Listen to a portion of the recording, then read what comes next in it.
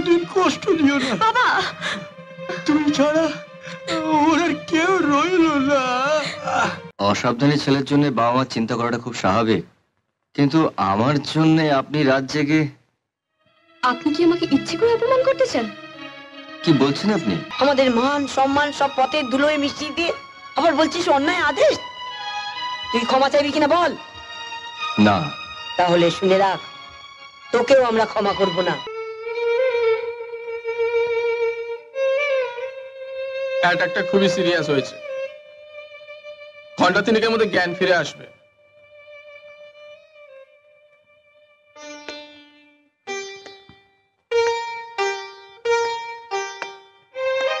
এই সব কিছুর জন্য আমি দায়ী সুমি।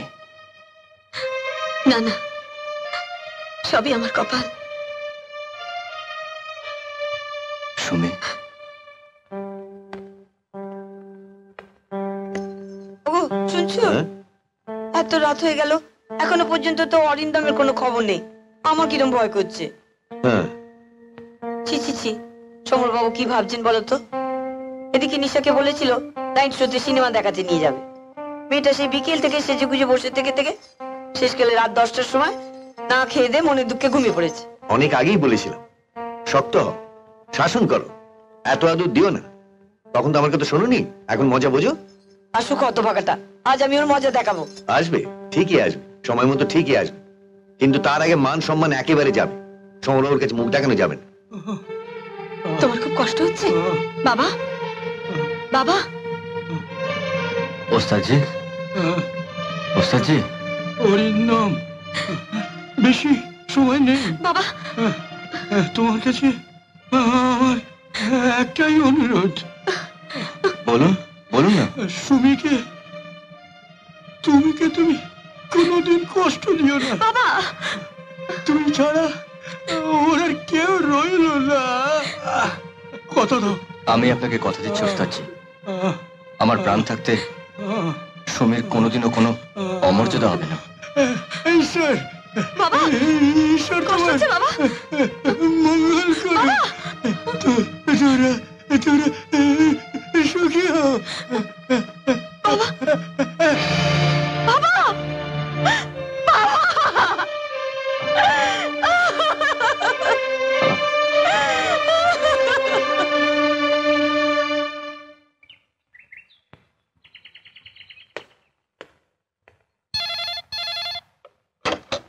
হ্যালো।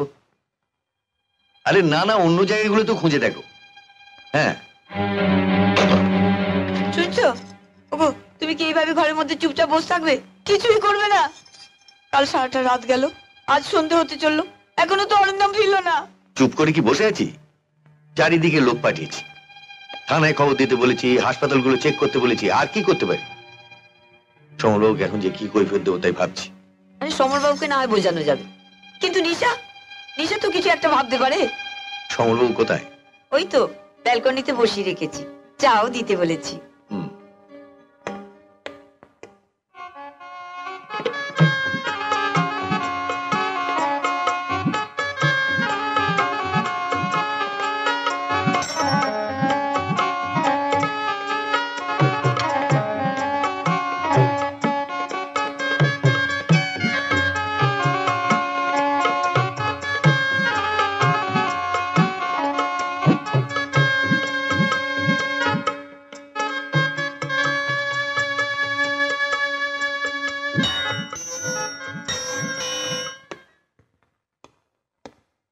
কোথায় ছিলেন আপনি দুদিন?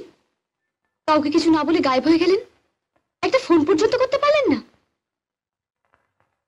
বাড়ির সবাই তো ভেবে ভেবে অস্থির, আর আমি তো সারা রাত ঘুমোতেই পারিনি। অসাবধানী ছেলের জন্য বাবা মা চিন্তা করাটা খুব স্বাভাবিক, কিন্তু আমার জন্য আপনি রাত জেগে। আপনি কি আমাকে ইচ্ছে করে অপমান করতে চান? কি বলছেন আপনি?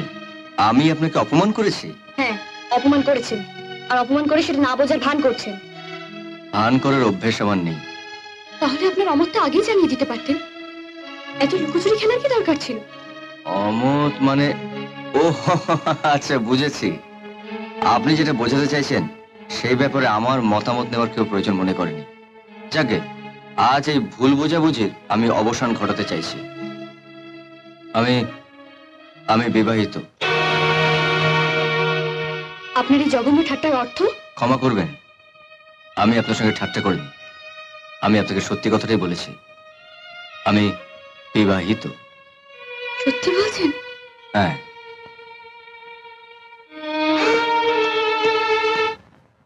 সমর, বেশ অনেক বছর পরে তুমি কলকাতায় এলে। হ্যাঁ, তা প্রায় বছর 5 তো হবে। বাপি, আমি আর এক মুহূর্ত এ বাড়িতে থাকতে চাই না। তুমি যাবে কিনা বলো? তুমি না গেলে আমি একাই চলে যাব। কেন, কি হয়েছে মা? অরিন্দম কি তোমায় কিছু বলেছে? আমার বাপি পথের কাঙাল না, যে তার একমাত্র মেয়েকে আপনার বিবাহিত ছেলের সঙ্গে বিয়ে দেওয়ার জন্য এখানে ধর্ণা দিয়ে পড়ে থাকবেন। তোমার বাবা কাঙাল নন, তিনি ছুটেও আসেননি। কিন্তু অরিন্দম বিবাহিত, একথা তোমায় কে বলেছে মা? যিনি বিয়ে করেছেন তিনি নিজেই আমাকে বলেছেন, আমার ভুল ভেঙে দেওয়ার জন্য।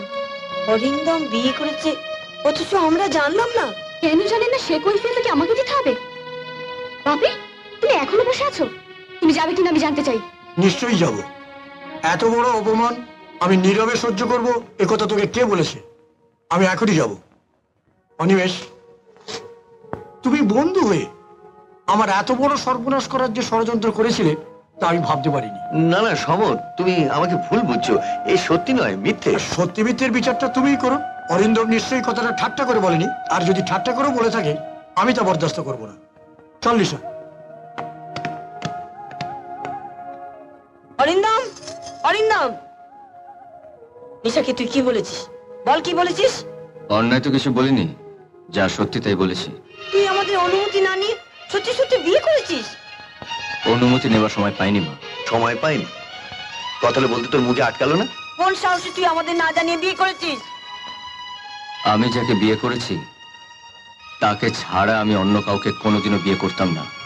তাছাড়া আমার কথা তোমরা বিশ্বাস করো, সুমি খুব ভালো মেয়ে, ওকে নিয়ে তোমরা। Shut up. ওর গুণের কথা আমি শুনতে চাই না। ও যেই হোক, যে ঘরেরই মেয়ে হোক, যত গুণেরই মেয়ে হোক, আমি তার মুখ দর্শন করতে চাই না। বাবা, এই বিয়ে আমি স্বীকার করি না, করবও না। আর তোকেও আমি ক্ষমা করবো না, মনে রাখিস। নিশাদের এই বাড়ি থেকে বেরোতে এখনো দেরি আছে। যা ওদের কাছে যা, ক্ষমা চা। আমি কোনো অন্যায় করিনি, আর ক্ষমাও চাইতে পারবো না। অরিন্দম, মা, অন্যায় আদেশ তুমি আমাকে করো না মা। কি বললি? আমাদের মান সম্মান সব পথের ধুলোয় মিশিয়ে দিয়ে আবার বলছিস অন্যায় আদেশ? তুই ক্ষমা চাইবি কিনা বল? না। তাহলে শুনে রাখ, তোকেও আমরা ক্ষমা করব না। আর যাকে বিয়ে করেছিস তার ছায়াও আমরা এই বাড়িতে পড়তে দেব না। আজ থেকে একটা কানা করিও তোকে দেয়া হবে না, কথাটা মনে রাখিস। মা, মা আমার কথাটা শোনো মা। তোমরা কি কেউ কোনোদিন আমার কথাটা বুঝবে না? আহ, আজ থেকে তোর মা মরে গেছে। হ্যাঁ, তোর মা মরে গেছে। মা, মা। এরকম আরো অনেক সিনেমা দেখতে হলে ডাউনলোড করুন ক্লিক অ্যাপ।